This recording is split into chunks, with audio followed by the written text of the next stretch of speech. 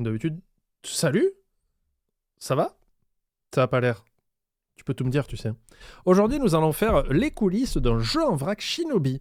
Alors, d'habitude, je fais pas les jeux en vrac parce que je sais pas pourquoi, d'ailleurs.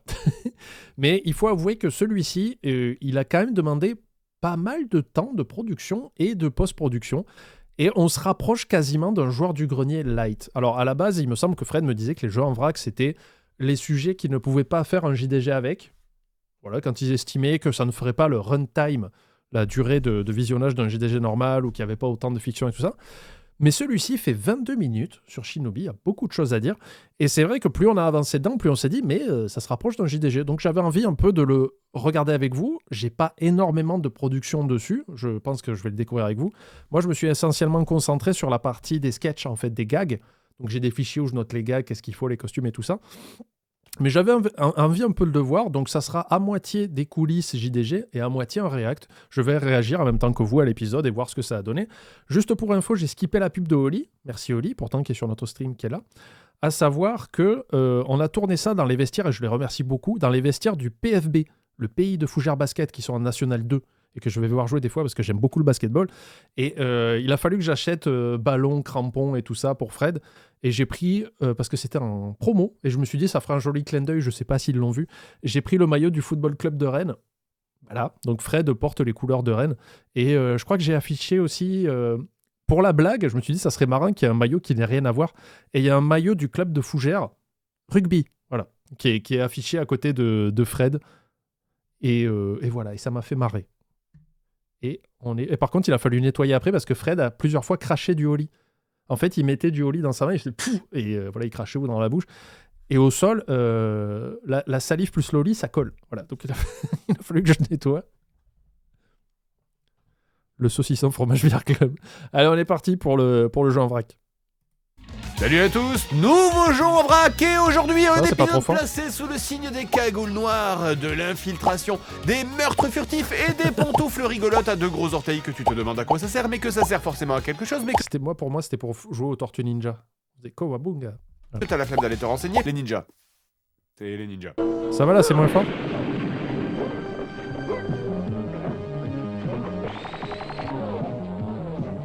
Non merci. Bon, alors aujourd'hui, si on oublie Naruto et Boruto, en France, il y a plus grand chose qui se fait autour des ninjas. Hein. C'est un peu ringard maintenant avec leur... S'il te plaît, dis masque. S'il te plaît, dis masque. S'il te plaît, dis masque. Ça, je l'ai tourné. La vidéo est sortie samedi. Mais le problème, c'est que le mixage son est un peu chelou. Des fois, ça hurle et des fois, non. Ça, je l'ai tourné mercredi, je crois, pour que ça sorte le samedi. Ils ont rajouté un gag, voilà.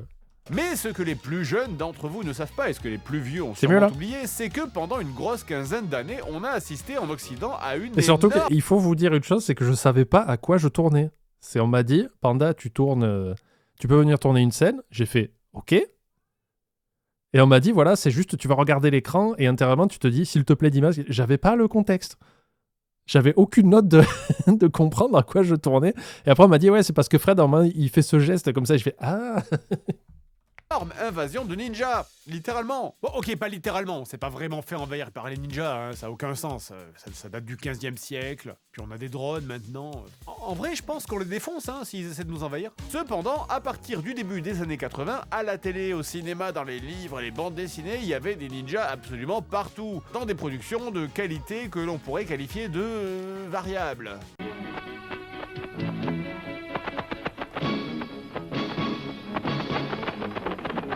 Mais à Qu'est-ce qu'ils l'époque, font tout ça Ils jouent à... Je crois que c'est la partie de pierre, papier, ciseaux la plus rapide du monde. nous paraissait super nouveau. Alors évidemment, au Japon, ça ne date pas d'hier, hein, le folklore des ninjas était déjà à la mode bien avant les années 80, mais chez nous, c'est vraiment à ce moment-là que les ninjas ont explosé. Enfin, pas littéralement hein, non plus, bien sûr, les ninjas n'explosent pas.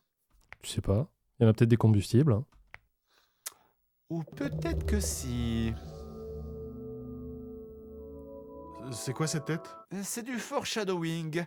C'est pour indiquer aux gens que c'est une information importante qui va revenir dans l'épisode. On aurait dit un AVC. Hein. Non mais non, bien sûr que non. Oui, ou qui passait un calcul rénal. Ou peut-être que si... Regardez, vous voyez pas là? Ah, trop de Pepsi. Hi.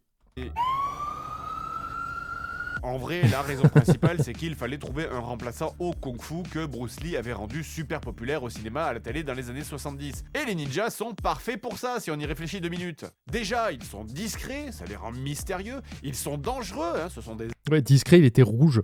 assassins. Je rappelle d'ailleurs que c'est parce que c'est des assassins que le jeu Tortue Ninja sur NES en Europe a dû se renommer Teenage Mutant Hero Turtle à cause de la censure britannique. Mais ils ont aussi un code d'honneur, hein, le Nindo, ce qui fait qu'avec un ninja on peut faire un personnage de gentil comme un personnage de méchant. Et puis la cerise sur le gâteau, c'est qu'on leur rattache toute une dimension mystique. Pour qu'ils fument.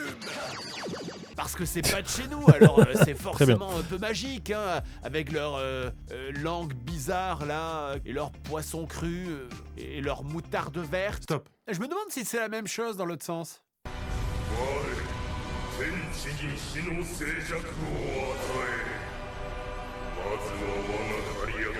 Et il manque un gag. Ah. Il faut savoir que ce jeune homme qui était très svelte portait la chemise JDG de Sorina, qui est en taille S, je crois. En tout cas, l'avantage Il a très bien de joué. cette vidéo, c'est que ça permet de leur donner des pouvoirs magiques pour compléter leurs techniques d'arts martiaux. Et accessoirement, si on était assez con pour croire qu'on pouvait faire sortir de l'énergie comme ça de nos mains suite à cet épisode... Bravo, tu as réussi! Alors vous pensez bien qu'on pouvait avaler littéralement n'importe quoi sorti du Japon. Enfin, littéralement. Évidemment, les jeux vidéo ont aussi été touchés par le fait Sorina a une chemise à elle, mais je crois que c'était pour un vieil épisode JDG où elle avait la chemise. J'ai pas le contexte, j'étais pas encore là à ce moment-là. Mais oui, il y a des chemises plus petites. Ouais. domaine ninja, d'autant que le pic de popularité du ninja correspond à l'envol de l'industrie du jeu vidéo japonais à l'international, et que le concept même du ninja permettait de s'adapter à presque n'importe quel style de jeu. La liste est immense, mais quelques sagas surnagent et sont entrées dans l'histoire du jeu vidéo, hein. Ninja Gaiden par exemple, ou encore Tenchu, mais le plus évident, c'est bien sûr Shinobi, qui est d'ailleurs, pour votre information, sachez-le, un autre mot pour désigner saucisson au poivre. Alors, Shinobi... Ah bon? C'est vrai ça? Putain, par contre, qu'est-ce que j'ai cramé comme pièce de 5 francs dans cette borne, quoi. C'est une saga Sega de jeux d'action qui s'étale sur presque 25 ans. Il existe en tout 12 jeux Shinobi, hein, sans compter les portages. La licence est très vite devenue une des plus importantes et prestigieuses de chez Sega, jusqu'à aujourd'hui même, hein, puisque tout récemment, en octobre dernier, un film C'est Shinobi chelou. a été annoncé. Et on Parce que autant les Shinobi 1 et 2 j'avais adoré, surtout le deuxième c'était Shadow quelque chose, non? Il avait un chien. Il avait un chien qui devenait plus petit quand tu le tapais et j'adorais ces jeux.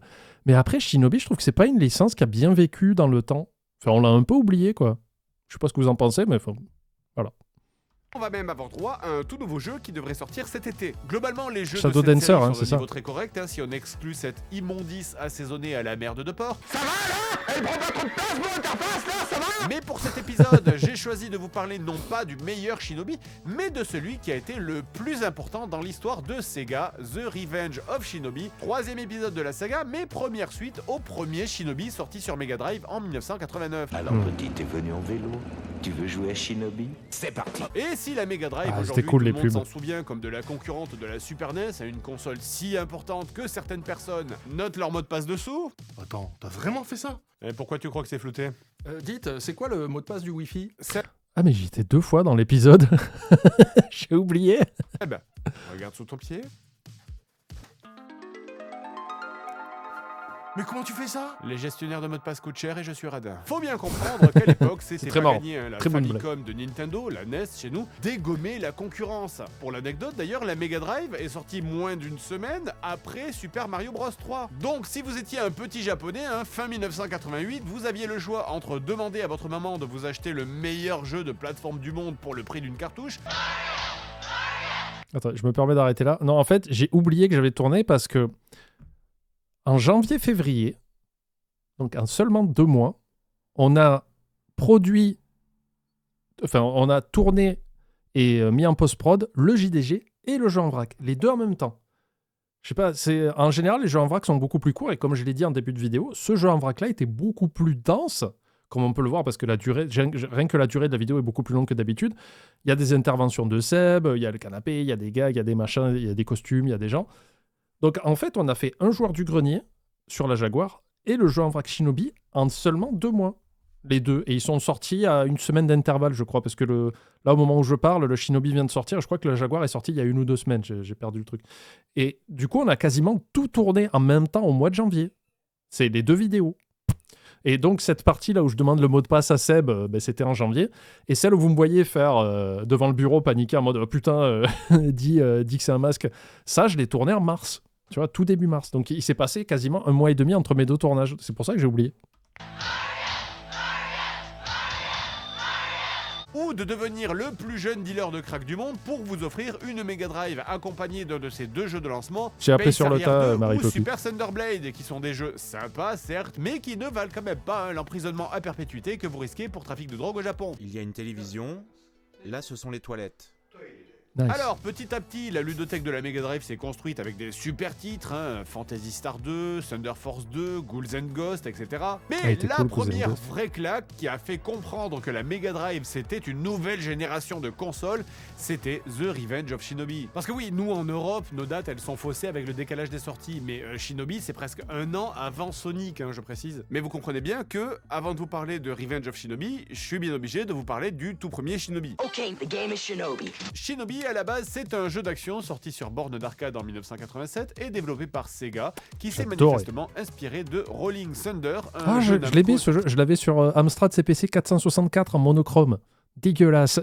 sorti 1 an avant. Du coup, vous jouez lui, Joe Musashi, en référence à Miyamoto Musashi, un vrai samouraï du XVIIe siècle, et Joe en référence à Joe le taxi. Non, Oui. j'en sais rien. C'est ça. C'est sûrement pour plaire au public américain, comme dans le film American Ninja, où le ninja il s'appelle Joe aussi. Eh oui. American Ninja. Et donc, je pense que c'est la seule et unique fois où on peut réellement dire qu'on a un nom entre tradition et modernité.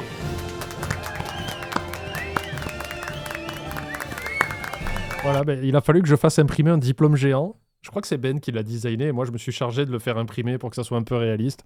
Et c'est 4 petits comédiens qui sont là avec nous. 5, pardon. Je ne sais pas compter. Merci beaucoup. On a enfin réussi à le placer de manière logique. Ça a mis 42 ans, mais on a réussi. Et c'est grâce à vous, merci. Yeah. Le jeu se passe à l'époque moderne, on y affronte une organisation de méchants ninjas qui s'appelle Zid et qui se sont lancés dans le délire de kidnapper les élèves du clan des gentils ninjas auquel vous appartenez, le clan Oboro, dans le but de rétablir l'ordre féodal du Japon et de dominer était le trop monde. bien, Alors, ce comment jeu. ça marche ? Eh bien comme ça. Allô, monsieur le président du Japon ?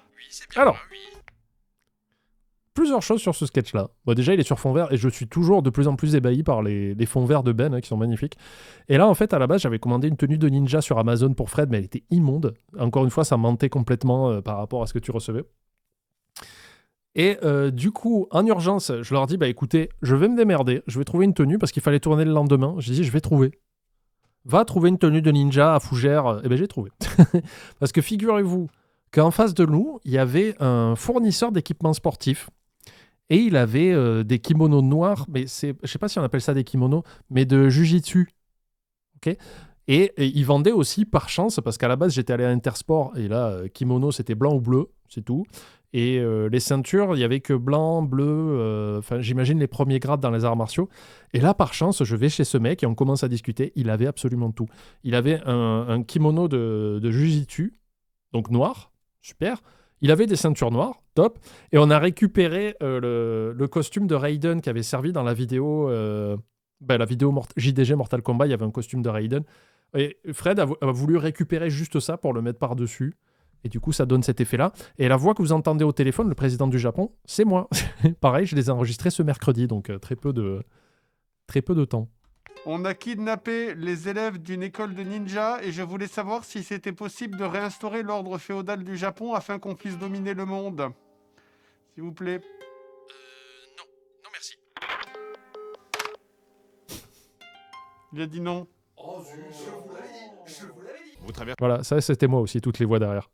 donc les 5 chapitres du jeu, chacun découpé en plusieurs niveaux, et se terminant Donc, par j'apparais un 3 fois dans affrontement l'épisode. contre un boss. Hein. Vous avez une touche pour sauter, une pour Il était attaquer. bien celui-là, c'est Quand celui-là vous que êtes au j'aimais. contact, vous mettez un coup de katana. À distance, vous tirez des shurikens. En arcade, et pas la console. petite originalité, qui n'en est pas une puisqu'elle est pompée sur Rolling Thunder, c'est qu'en appuyant sur O en sautant, vous arrivez sur un autre plan du niveau. C'est un jeu d'action archi classique, et clairement, le truc de Ninja, c'est juste un skin parce qu'il pourrait tirer des balles plutôt que des shurikens. Non, c'est il le même n'y a pas de boutique de et ninja c'est à ce qu'il Fougère, fait, d'ailleurs, malheureusement. puisqu'on peut ramasser un upgrade qui vous fait tirer sur les méchants au Uzi. Et effectivement, si on regarde page 82 du code d'honneur des ninjas, dans l'ombre des cieux, les ninjas se dévoilent. Ça, c'est Ben qui a fait la couverture du Nindo pour les nuls.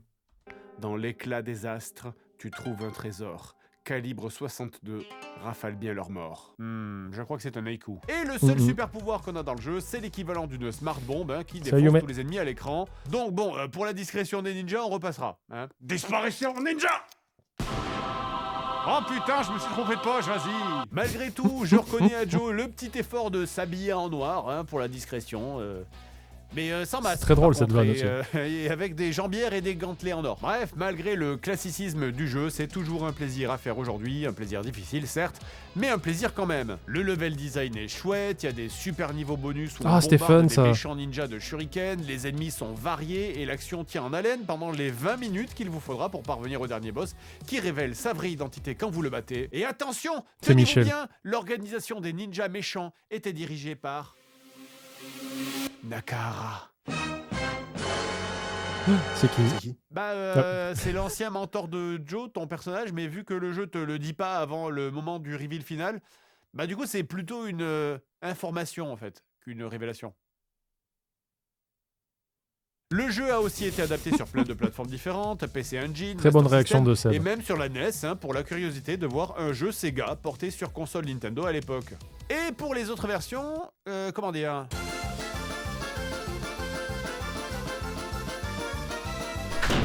Il existe 2 suites au premier Shinobi qui sortent à peu près en même temps. D'abord Shadow Dancer en arcade qui reprend les grandes lignes du gameplay du premier Shinobi juste en ajoutant un adorable toutou oui. qui va mordre la jugulaire des méchants. Oh. Et qui devient tout petit quand il Oui. se prend un coup. C'est un jeu sympa, mais c'est plus un spin-off qu'une suite, puisque ça se passe longtemps Ouais, mais après le c'était premier chouette. et que vous ne jouez pas le même En fait, le truc, c'est que moi, j'adore les jeux avec des grands sprites. Pas la boisson. Mais voilà. personnage. La première vraie suite, donc, c'est le jeu qui nous intéresse, The Revenge of Shinobi, sorti quelques mois après Shadow Dancer. On y joue toujours Joe, juste après les événements du premier Shinobi, mais un Joe beaucoup plus malin, puisque cette fois, il porte un masque, pour être plus discret, Et oui. avec son costume tout blanc. Et non. Silencieux comme la nuit, je traverse le monde sans laisser de traces. Alors, ça... en fait, il portait sa tenue ninja et je lui ai trouvé un foulard rose. Et c'est une tenue d'infirmière rose, en fait, que je lui ai fait mettre par-dessus. Donc, il était un peu étriqué. Et la guirlande ne brille pas. Parce que vous voyez des lumières clignoter, mais que nenni, sur un fond vert, tu ne fais pas ça. Parce que sinon, ça bave. J'imagine que ça bave de partout. Et ça doit être super chiant à détourer quand il y a des lumières que tu ne maîtrises pas. Donc, il me semble que toutes les lumières que vous voyez clignoter, c'est c'est Ben qui les a fait en post-prod. Je sais pas comment il a fait. Mais il l'a fait, et c'est super réaliste. Niveau histoire, vous avez donc battu l'organisation Zid, dirigée en secret par Nakahara. Mais les méchants se sont rapidement reformés dans une nouvelle organisation, la Néozid, qui décide, avant de faire quoi que ce soit d'autre, de se venger de Joe en tuant son maître. Nakahara. Non, pas lui. Non, mais t'avais dit que c'était ton. Oui, je sais, mais visiblement, les scénaristes les ont oubliés. Et en kidnappant sa femme, Très bien. Naoko. Le but du jeu est donc de retrouver votre femme enlevée et, si possible, de vous venger en déchiquetant la gueule des méchants. Selon le noble code d'honneur des ninjas, nique leur famille, soulève leur race, d'un geste habile, encule leur face. Il y a du relâchement. Cette fois-ci, par contre, plus de shuriken, Très mais bonne des blague, encore. shurikens. Alors, vous ne connaissez pas les shurikens? Alors, en fait, ça C'est le pluriel de s'utilise comme des shuriken. shurikens, mais ça a la forme d'un kunai. Non, ça n'existe pas, c'est une erreur de trad. Et en plus de vos armes, vous avez aussi toujours, évidemment, vos super pouvoirs de ninjutsu, qui sont un pouvoir peu de la plus variés. disco. Cette fois, vous en avez 4 différents. Ikazuchi, l'art du tonnerre, qui vous enveloppe d'éclairs protecteurs. Karyu, l'art du feu, qui fait apparaître des dragons de flammes qui blessent vos ennemis. Fujin, l'art du saut, qui vous permet de sauter plus haut. Et enfin, mon préféré, Mijin, l'art de la pulvérisation, où carrément vous vous faites exploser pour faire des gros dégâts aux adversaires. Et on m'a interdit de faire la blague suivante, du coup j'ai acheté tous ces faux... C'est moi qui l'ai construit, ça. C'est moi qui ai fait une ceinture de saucisse de Strasbourg. Big up. J'ai acheté du câble et j'ai pris le petit minuteur et j'ai scotché tout ça avec du gaffeur. bâtons de dynamite pour rien, voilà. J'espère que vous êtes fiers de vous. Mais c'est des saucisses. Oui, et ça m'a pris tout le week-end pour les transformer en explosifs. La grosse nouveauté du jeu se situe en fait au niveau Je pense que c'est un des accessoires dont je suis le plus fier. J'ai fait une très belle ceinture saucisse.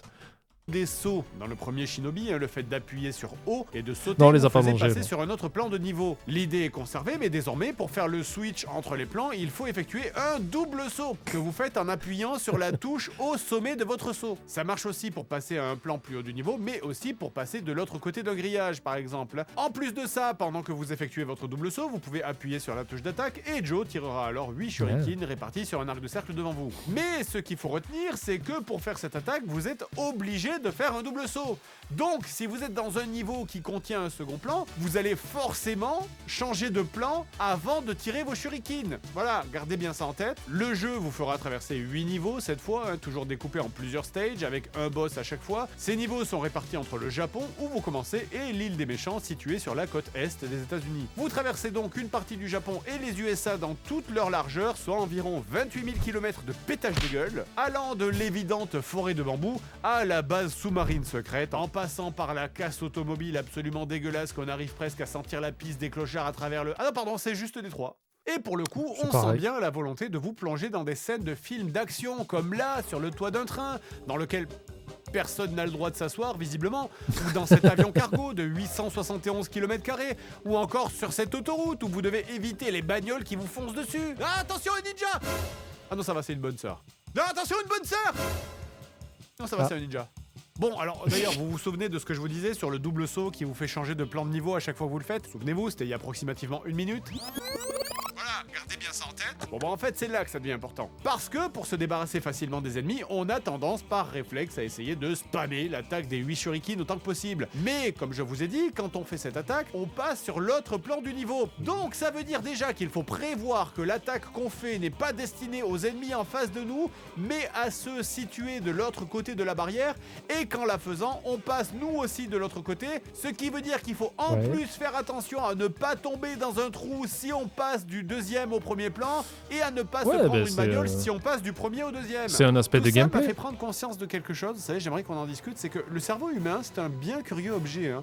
Si curieux qu'on arrive à peine à comprendre sa complexité. Il est à l'origine de toutes les merveilles conçues par l'homme, les pyramides, le papier toilette, le grand collisionneur de hadron du CERN et le 3e album de Caris. Mais malgré cette vertigineuse complexité et ces milliards de neurones qui le composent, je tiens officiellement à dire que pour passer le niveau 5.2 de Revenge of Shinobi, un cerveau humain, c'est pas assez. Le pire, c'est que c'est même pas le plus dur des niveaux, hein. La faute surtout à un level design de salope ravagé par le fléau de la fils de puterie Le mot qui est sorti. construit pour vous pousser à faire des erreurs et à vous les faire payer ensuite. Ça se voit particulièrement dans les trajectoires des grenades qu'on vous envoie à la gueule.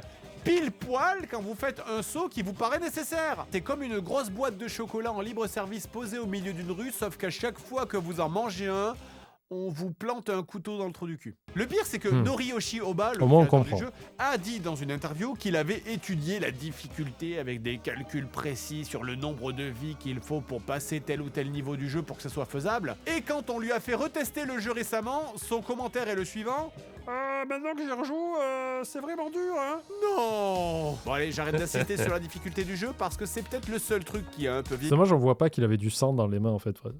et que ça change rien au fait qu'il est encore aujourd'hui super jouable et vraiment très joli. Mais bon, plus encore que ses graphismes, hein, une des raisons qui fait que ce jeu est devenu culte, c'est évidemment son incroyable musique. Parce que c'est la première œuvre majeure d'un des compositeurs les plus connus et les plus importants de l'histoire du jeu vidéo, reconnu pour son travail sur Sonic, Street of Rage, Shenmue et un paquet d'autres. Et The Revenge of Shinobi, c'est clairement une de ses meilleures BO, hein, composée de chefs-d'œuvre intemporels tels que ou encore et bien sûr le grand classique non, sérieusement, j'ai aucune idée de comment ces musiques s'appellent. Mais les musiques sont tellement cool, hein, pour vous dire que Yuzo Koshiro C'est des a bons même eu titres. droit à son nom sur l'écran titre, au même rang que Spider-Man. Alors, étrange, Ouais. Bon, il y a eu beaucoup de versions de ce jeu. Je vous explique. À l'époque de sortie du jeu original, hein, l'idée de droit d'auteur dans les jeux vidéo était, disons, pour le dire poliment, un peu moins rigide. Pour le dire moins poliment, hein, tout le monde s'en foutait. Oui, Et c'est pour le dire encore moins poliment, hein, tout le monde s'en... Et non, c'était pas un boss Spider-Man, il y avait des ennemis Spider-Man dans le jeu, maintenant ça me revient. Dès le premier niveau, t'avais des espèces de Spider-Man qui descendaient au mur comme ça et qui te jetaient des toiles, il me semble. La à deux mains en dans la soupe comme si c'était un concours de qui s'emballe les pleines jusqu'à en vomir par le... Et du coup, les développeurs se permettaient d'être un peu plus Ready Player One, vous voyez? C'est pour ça que dans la première version du jeu, hein, la Rev 00, notre personnage affronte Rambo, Jackie Chan, le Terminator qui se transforme en Hulk, Spider-Man qui se transforme en Batman et Godzilla. Ouais, en gros, un scénario GDG 2014, quoi. Sauf que malheureusement, l'hommage était un poil trop appuyé. C'était peut-être pas malin d'appeler ce personnage Rocky dans la notice japonaise. Il a donc fallu faire quelques modifications donc dans la Rev 01 d'abord, c'est-à-dire les cartouches qui ont été imprimées quelques temps après la Rev 0. Le Rocky / Rambo devient un chauve aléatoire. Batman est devenu une créature totalement originale qui n'a aucun rapport avec Devilman. Et étrangement, Spider-Man est devenu plus proche du vrai Spider-Man par contre, puisque ses couleurs collent plus au vrai personnage. La raison étant que Sega avait demandé à l'équipe du jeu qu'il ressemble encore plus au vrai Spider-Man pour faire la promo d'un jeu d'arcade Spider-Man développé par Sega qui sortait au même moment. C'est d'ailleurs dans la version suivante, hein, la Rev 02, que Spider-Man gagne son crédit dans un écran spécial. Et enfin, quelqu'un qui se dit « Oh putain, merde, on a oublié Godzilla », qui a été remplacé dans une Rev 03 par un squelette de dinosaure assez dégueulasse, hein, puisqu'il a gardé ses organes. Et peut-être même son trou du cul. Allez. Ou ses couilles, je sais pas trop ce que c'est. Demandons tout de suite l'avis d'un expert. Ouais, c'est un trou du cul, ouais. Et alors lui, il était là, il a tourné 2 vidéos, parce que j'en ai parlé dans la vidéo Jaguar, en fait il faisait le monsieur qui chiait dans le réceptacle de la Jaguar, et après il a changé de tenue, il a fait ce personnage-là du clodo scientifique, le même jour. Je peux avoir mon sandwich maintenant? Et enfin, 2 dernières modifications ont eu lieu en 2009, cette fois-ci quand le jeu est sorti sur la Virtual Console de la Wii. La première sur l'écran titre, hein, qui s'est révélé avoir une très légère similitude avec une série japonaise très connue de l'époque. Je vous laisse 5 secondes pour trouver la ressemblance. Du coup, ils ont modifié le design. Ouais. Effectivement, rien à voir. Et la deuxième modification avec Spider-Man qui a été color swappé en Monsieur Chewing-Gum parce que, vous vous en doutez, les droits d'auteur niveau pop culture depuis une quinzaine d'années, c'est beaucoup moins la foire à la saucisse qu'avant. On en sait quelque chose. Bonjour, je suis avocat spécialisé en droit d'auteur. Je peux vous parler de votre vidéo sur Superman? Bon alors, c'est pas une façon de vous... Alors, il y avait le jeune homme à droite, l'autre droite là-bas. Parce que là, on a Briag, ça arrive, qui tourne dans nos vidéos assez souvent, un grand bonhomme, parce que j'avais besoin d'un grand bonhomme. On a Christian Loensar qui fait partie de la troupe des Fougères, comme Roland, que vous voyez souvent aussi. Et complètement là-bas, c'est Romain. Et Romain, dans la vidéo Jaguar, il a fait le rôle du Vélociraptor. Le raptor que vous voyez tourner à vélo, ben, c'est Romain. Parce que la veille, je lui ai dit, est-ce que tu peux faire un deuxième rôle? Il m'a dit, pas de souci. Du coup, il s'est amusé à faire du vélo avec un masque de raptor. Voilà. En droit d'auteur. Je peux vous parler de votre vidéo sur Superman? Bon alors, c'est pas une façon de vous décourager d'acheter le jeu, hein, puisque avec ou sans les plagiats, c'est un super jeu qui vaut tout à fait le coup d'être découvert si vous ne l'avez jamais fait. Et, petite cerise sur le gâteau, le jeu a plusieurs fins, selon que vous réussissiez ou pas à sauver votre chair et tendre. Mais c'est vrai que ça manque un peu de pas se battre contre tous ces personnages. Pour moi, ça fait partie du jeu, ça lui donne sa personnalité, tellement 80s. En jouant à la version originale, on ressent vraiment les intentions du créateur et on voit qu'il a vraiment à cœur de nous faire partager sa passion pour tous ces personnages. Et si on les enlève, en fait, ben, on ampute un petit peu de la vision du créateur. Et je finirai avec le mot de la fin. Oui, mais ça reste des plagiats. Tu peux regarder sous ta chaussure. Quoi? Encore? À la base, fin devait être écrit sur la chaussure de Seb, ils ont changé ça. Écoute. Ben voilà. Écoutez. Ben, je l'ai trouvé très bien cet épisode parce que moi, j'ai pas lu le texte. Moi, je me suis concentré que sur les gags, donc j'ai découvert en même temps que vous un peu l'exposé autour de Shinobi. C'était très intéressant.